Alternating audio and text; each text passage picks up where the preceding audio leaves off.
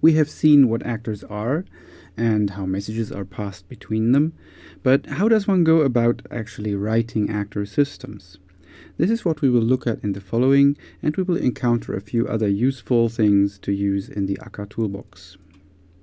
When starting to design an actor application, it is helpful to visualize first a room full of people, and you have all these people at your disposal.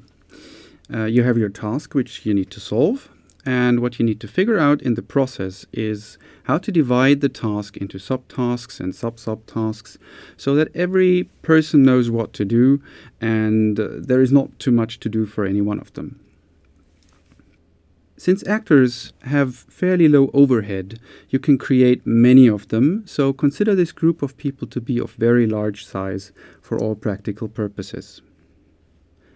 As you know from organizing like a party or anything where people collaborate on, it is important to keep an eye on who will have to talk to whom and how much they will have to talk in order to fulfill their tasks. It is important to optimize the communication paths in an actor system just as it is in a human organization. There is one aspect of this comparison between actors and people which does not quite hold, and that is that actors, in contrast to people, are easily spawned and terminated. You can create as many of them as you want in the process of solving your problem, and they can be short-lived, just unlike people. As you go about defining the tasks of certain actors in your system and their role they play and the other actors they collaborate with, draw a diagram and mark down the communication lines between the actors and how they relate to each other. I will demonstrate this process now on a simple project. The problem which we want to solve is to write an application which, given a URL, it will go to the web, retrieve the document, check for links in it, and follow the links and repeat the process. Up to a certain maximum depth, of course, otherwise it would be boundless. And all links encountered in the process shall eventually be returned to the one requesting that this be done. How would you solve this with a bunch of people? There will be one actor, which we call receptionist, and this one is responsible for accepting incoming requests. These will come from some external client. This receptionist is a person who will just have the responsibility of accepting a request, noting down that it shall be done, noting who was the client, and then telling someone else to do the real job. When traversing the web, we will encounter many links, and there might even be cycles. So when we see a link which we have already visited, we need to stop there because otherwise we run in an endless loop. It is best that we assign one person to the task of one such traversal because that person will remember what has already been visited and what not. Translating that into an actor, let's call it controller. This controller will need help because its main job is to remember what was visited and what still needs visiting, but it would be better if we had someone else to do the actual visiting of a link and to extract the information which we want. So let's put in another actor which we call getter. Getter is a rather simple one. It will just go look at one URL, retrieve the document, extract the links which are in there, and then tell the controller what it found. The controller can then spawn other getters to visit the new links and so on. To recap, let us now put in the messages which will be exchanged to achieve this. The client sends a GET request for a URL. The receptionist will create a controller and send it a check for a given URL with a certain depth, because we do not want to do this in a boundless fashion. The controller will then tell the getter, to retrieve what is at that URL, and the getter will then reply with possibly multiple links, and then finally a done message, so that the controller knows that this getter has exhausted all which was found at that URL. All links which are found in the process should be treated as quickly as possible, and they can also be retrieved in parallel. So there will be multiple getters which perform the subsequent checking of the links in parallel. The controller will have to keep track of which URL was encountered at which search depth. So let us say this comes down at depth 1, then the links come back at depth 1, but when they are checked by the next getter, they will be at depth 2, and so on. It is best to keep this state traveling with the message, so that this request contains the depth and the responses contain the depth, freeing the controller from having to remember all of this. Once the depth is exhausted and all getters have sent their done messages, the final result is communicated to the receptionist. The receptionist was the one who kept track of which client requested which URL, and it will send back the appropriate response to the client. This is the whole process which we will implement in the following. What we will do requires the use of some web client. I will be using the async HTTP client library as given in this artifact here. Then we need to write a getter for processing the body which was retrieved. Then we step up one level to write the controller, which takes care of the getters and all links encountered. And finally, we will think about the receptionist and how that manages the controller. Let us start with the most simple example, which is also given at the top of the documentation for async HTTP client. First, we create an instance of this class and store it away. This client is able to perform multiple requests, and it will cache connections to servers, being quite efficient. The client will be used by the get method. We give a URL as a string, and we expect back the body again as a string. So we call client prepare get for the URL, execute. This gives us back a future, but not a Scala future, on which we call get, and this will wait until the response is there. So we have the response here to deal with. Then we check the return status code. If it is not an error code, then we look at the first 128 kilobytes of the body and give that back. Otherwise, we reply with a bad status, and the reply in a synchronous method like this one of a bad result is done by throwing an exception, as we know. This looks very simple, but it is also problematic. The problem is precisely here. Here we block until the web server has replied and given us the whole body, and we have stored it in memory. If we, for example, use this method from an actor, then this actor will be blocked. It will not be able to execute anything else until this finishes, which means that during this time the actor is deaf to other requests. For example, we will not be able to send it a request to cancel the operation. The other problem is that blocking in this fashion wastes one thread on our machine, and in the virtual machine you can have a few thousand threads, but for sure you cannot have millions of them, and you can have millions of actors. So there is a mismatch, and we should always think that we should not waste threads because they are a finite resource. How do we fix this? Well, we still use the same client, and as the name implies, it is an async HTTP client, so it is capable of performing the operations in a non-blocking fashion. First, we do the same thing, but we stop at the execute. This gives us back a future. We want to adapt this into a Scala future, so we construct a promise, as you have seen 2 weeks ago. The future returned by async HTTP client is not a Java util concurrent future. It has some added functionality, namely that you can add a listener. When this future is completed, this listener, which we register a runnable on, will be run. So this gets executed. So when we call f.get in this code, it will not block because we know that it has been completed.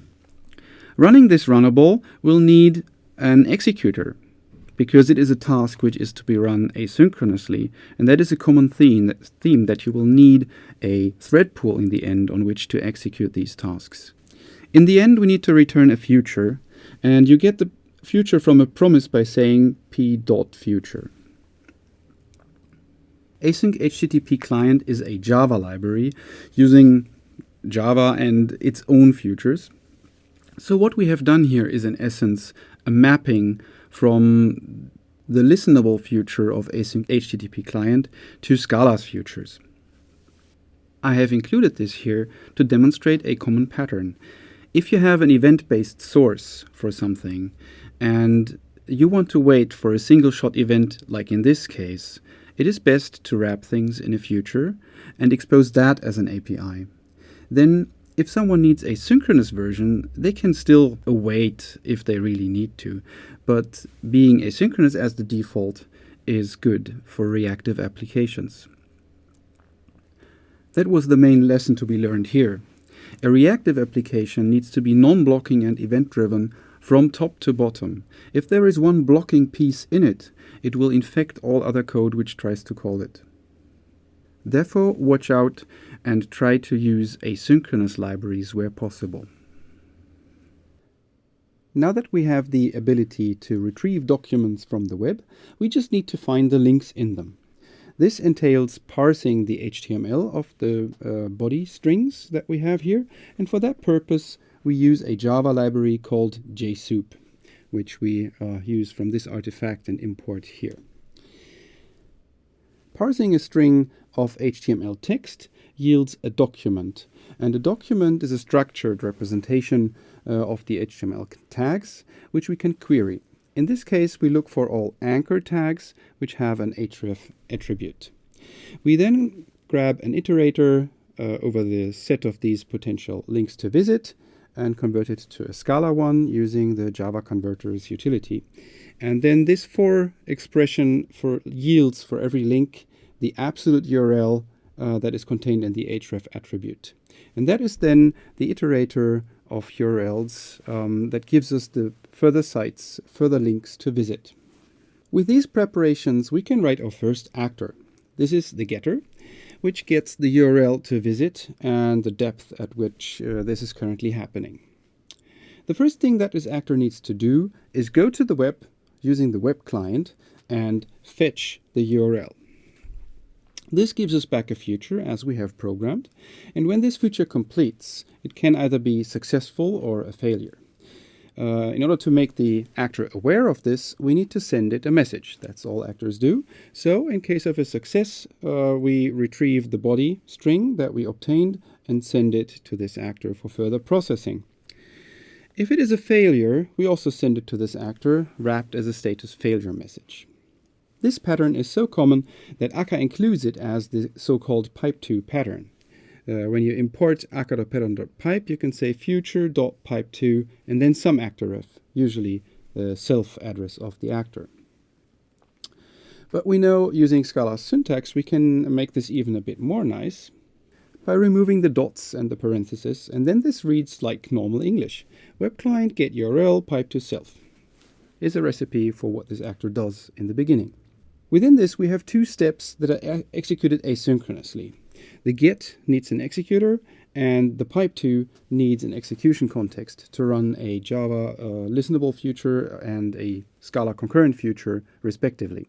These execution mechanisms are picked up implicitly from the surroundings, which we provide here by saying implicit val exec, which is an executor and an execution context. And it just so happens that the context.dispatcher, so the machinery that runs the actor itself, can also execute futures, both Java futures and Scala futures. So this implicit value here is used in both places to make the futures run. Now that we have arranged for the data to arrive at the actor, we need to write down its behavior, what shall happen in this case.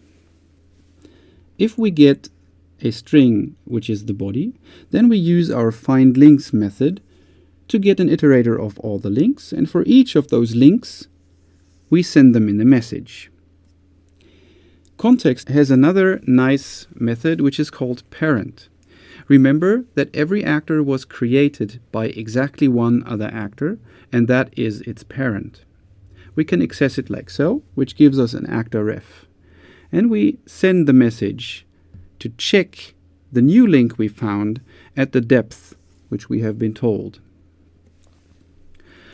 Once we have communicated all the links back to our parent, we stop, which means sending the parent a done message and stopping ourselves. In case of a failure, we just send the done right away and stop. What we have learned here is that actors are run by a dispatcher, which is potentially shared among multiple actors, and this dispatcher is also capable of running futures. The next actor which we'll be writing is the controller, and in that one we would like to log the progress which is made. Logging is also something which is handled by Akka.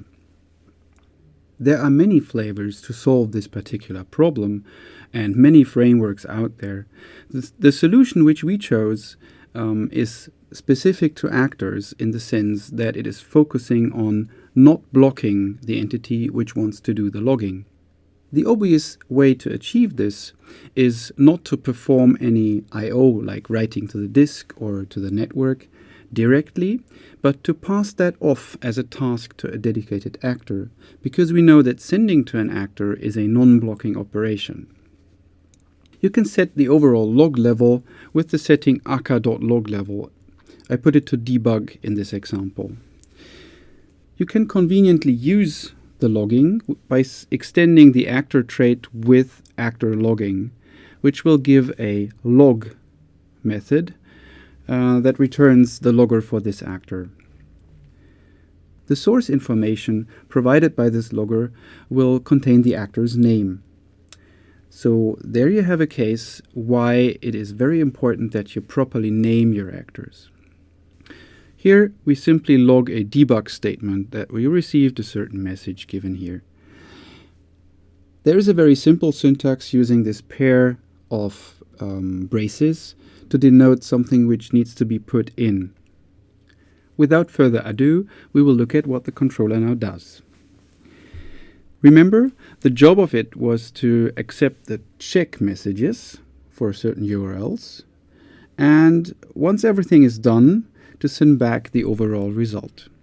The result needs to be collected somewhere, and this is the cache here, which is a set of strings, and the strings will be the links which were visited. Whenever a check request arrives, we log it at debug level to see the progress.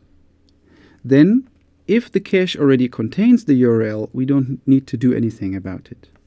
Or if the maximum depth is 0, we don't need to do anything about it. But otherwise, we need to create a new getter, tell it about the URL to fetch, and decreasing the depth by 1. This is created using actor_of, which gives back the actor ref, and we need to keep track of all the children we have created. This is kept in the second set named children up here, which is a set of actor refs.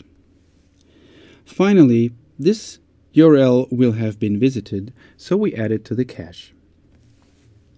The getter which we have just created will go to the web client, ask it, retrieve the document, get back the links, and will send other check requests at depth -1, because that's what we told it to do. And at some point, it will be finished, and then it will send a getter done. At this point, we remove it from the children set. And once no getter is running anymore, we know that the whole process is finished. So we tell our parent the result. The result is just the set of links which we have encountered here. At this point, it is important to note that we are sharing the cache here. If we would have used a val cache with a mutable set instead, then sending that to the parent could have disastrous effects. For example, this controller might be used to process another query, keeping the cache. Would be a valid use case, but then the result which had been sent back to the parent points to the same set, which is mutated by this actor, and then the other actor will be confused as to what the contents of the set are. It is much better to prefer using variables here, which point to immutable data structures. This way, they can safely be shared, as is done here. And that is the third point which we have encountered on our journey, the third lesson we learned. The controller and getter which we have written so far play well together, as long as the web client always yields a result. But what if, for example, a web server takes really long to respond or does not respond ever? For this, we need to foresee a timeout. A simple possibility is to use another function of the actor's context, the capability to set a receive timeout. This receive timeout is a timer which is reset or restarted after the processing of each message. So whether we get a check or a getter done, or even this receive timeout, once we have processed it, the receive timeout will be reset again to 10 seconds. When it expires, we get, namely, this receive timeout object here. And in this case, we tell all our children to abort. Of course, we need to code this functionality in the getter as well. That we can see here. We add a new case abort, in which we just stop. In order to support services like the receive timeout, Akka includes a basic scheduler. The focus of this scheduler implementation is on supporting a very high frequency of scheduled tasks, but also a very frequent cancellation of these. The flip side of this is that it is not terribly precise. Its main use is to schedule the sending of a message to an actor at a future point in time, which is the first variant given here. The object which is returned from schedule once is a cancelable, which you can use to cancel the task, but be aware that there might be a race condition between the task firing and you canceling, so it is possible to receive the message in the target actor after cancel has been called. This is usually not very problematic, because often it is the actor itself which schedules the message it wants to receive later, and then the actor can just store away the knowledge that it has cancelled the task and can then ignore the message should it arrive nonetheless. There are two other variants, this one more for Scala and this one more for Java, for running an arbitrary block of code after the delay. But these two methods should be used with care. We could have implemented a timeout in a different fashion. For example, if we wanted to have a timeout which fires 10 seconds after the controller starts and not 10 seconds after the last message was processed, then we might use the scheduler. The context gives you access also to the whole system. The system is the container in which all actors run, and it contains many services, among others also the scheduler. And you can ask it to schedule once in 10 seconds that this block of code runs. Now we say that after these 10 seconds we want to tell all children that they shall abort. What is the problem you see with this code? Is it that it does not compile, or is it not thread safe, or will the scheduled code simply not run? The right answer is that it is not thread safe. And the reason is that the scheduler will run this code, and it will run outside of the context of the actor. It will not be run by the actor, it will be run by the scheduler. And this means that there is no protection that this code might run concurrently with the actor processing the next message. And both of these codes, then the actor and this block, access the shared variable children, and they try to modify it or try to read from it. And that could have unpredictable results if there is no proper synchronization. And the trick was that actors encapsulate their state such that no synchronization is needed. This is a plain var, and we don't take any locks. It would be nice if the compiler could tell us about this problem and give us an error that we did something wrong here. That is unfortunately not yet available. Or it would be nice if the actor could somehow magically know that this code shall not be executed by the scheduler and refuse to run it. But that also is impossible to realize. So this is why you need to manually make sure that this problem is not one which you invite into your code. So how do we do this properly?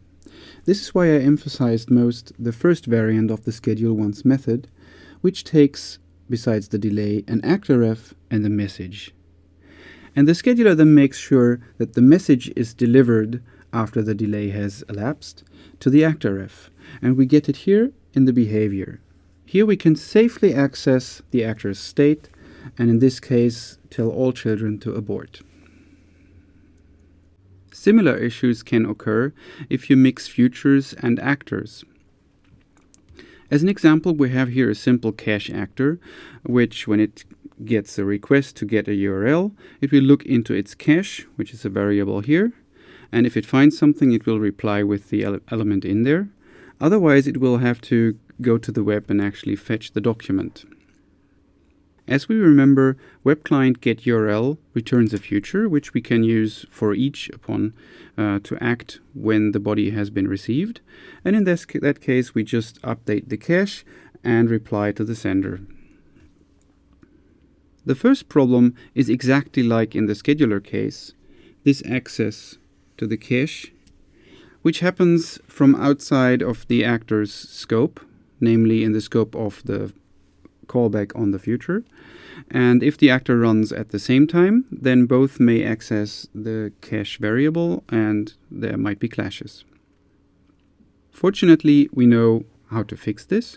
So we take this future, we map it and pipe the result to ourselves. And this result will contain the body, the URL and the sender of the original request in one package. And once we get it here, we can safely update the cache and reply to the client. But this actor contains another problem. The transformation described by the map operation on the future runs the code which you give it in the future. And that means that the sender will be accessed in the future. This is problematic because sender is giving you the actor ref, which corresponds to the actor which has sent the message, which is currently being processed. But when that future runs, the actor might do something completely different.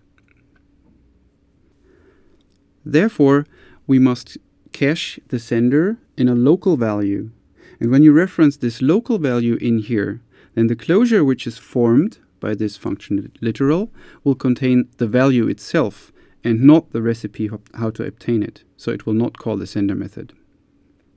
So the fourth thing we learned is that we should make sure that we do not refer to actor state from code which is running asynchronously, for example, using the scheduler or in future combinators. The last actor which we need to create is the receptionist. In this implementation, the receptionist always will accept requests, but it will make sure that only one web traversal is running at any given time. Thus, the receptionist can be in two states.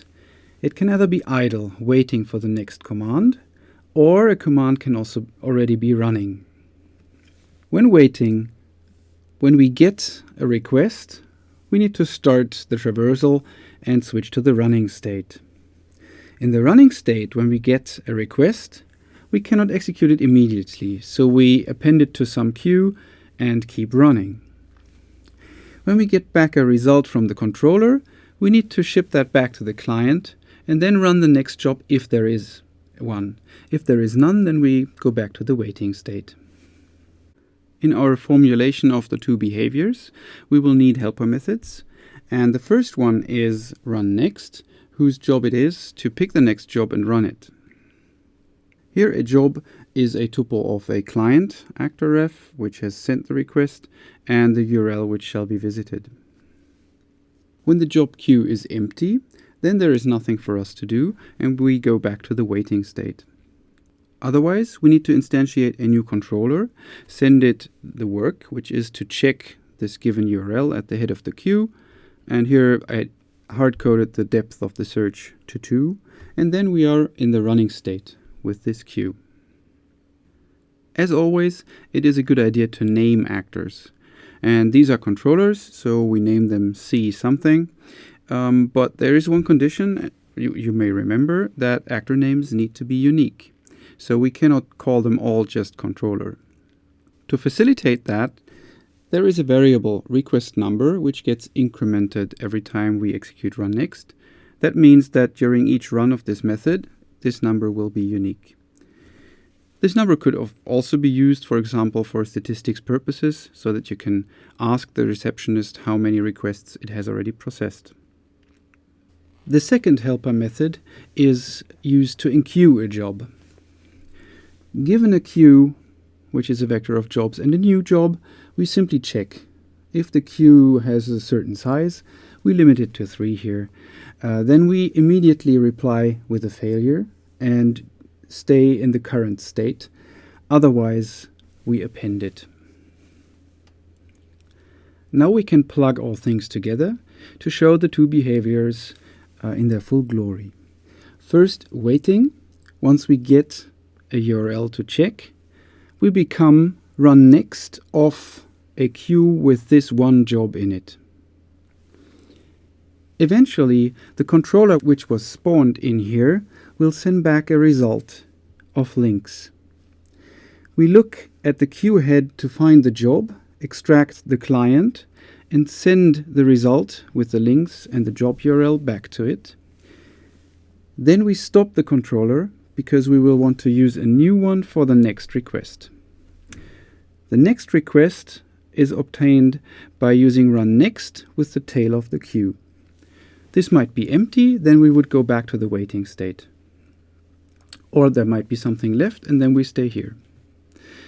If in the running state a GET request is received, then we simply enqueue the job and stay running as we said. During our journey of designing an actor system, we have learned how to do that, but we have also encountered the following valuable lessons. First of all, a reactive application needs to be non-blocking and event-driven from top to bottom, meaning that you should strive for the use of only asynchronous libraries where possible. Asynchronous libraries often have use for an executor or thread pool, and we have seen that the dispatcher which runs actors is very useful also in that regard. The third point was to always prefer immutable data structures because they can be safely shared and there is no problem in sending them across thread boundaries.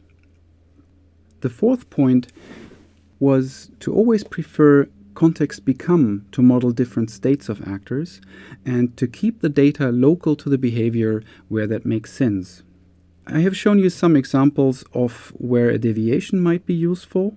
If in doubt, always code both ways and compare them and choose the one which is more readable, more clear, or more concise, and also consult with your colleagues who will have to maintain that code. And the fifth and very important lesson is, do not leak the actor's internal state to code which runs asynchronously, because that breaks the actor model encapsulation. We have assembled all the pieces for our program. Now we also want to see it in action. For that, I have created a main actor, as you have seen before, which will run it. The first it will do is to create a receptionist, and then it will send a request to this receptionist to check a well-known website for links. The reply will be received here, and it can either be a positive, in which case we take the set of links, convert it to a linear structure from a set, sort that one, and convert it to a string by saying results for this URL, and then on each line is one link. If we get a failed result, we print failed to fetch. Finally, we want this application to terminate if no more messages are received after 10 seconds. In that case, we get the receive timeout and stop the program. It should be noted that the async HTTP client in here has some resources which it needs to shut down for the JVM to properly terminate. I have created a run configuration as before using the main class akka.main, and if we run it, we will see the output. Results for http www.google.com. We see a number of links were found. The search depth was 2, if you remember correctly. So first it was going to that. I can tell you I tried it. This gives you a redirect to google.com/ and then some very complicated cookies. And if you follow that one, you get the actual search page, which you see in your browser when you open it. And that contains a lot of links, some international links. I have a German set browser, and I'm currently in Switzerland. So you see here all what is on the front page of Google. Now let us try to give the receptionist a bit more work.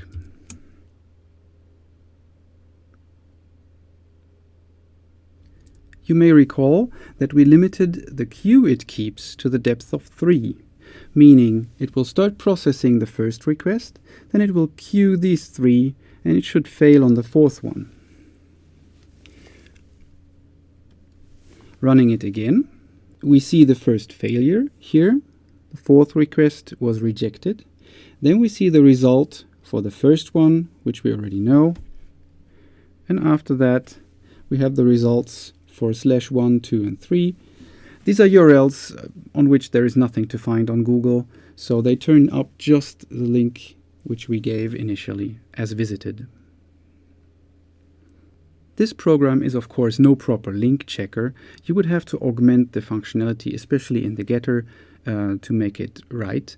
But I'm sure this can serve as a good starting point if you would ever choose to implement one.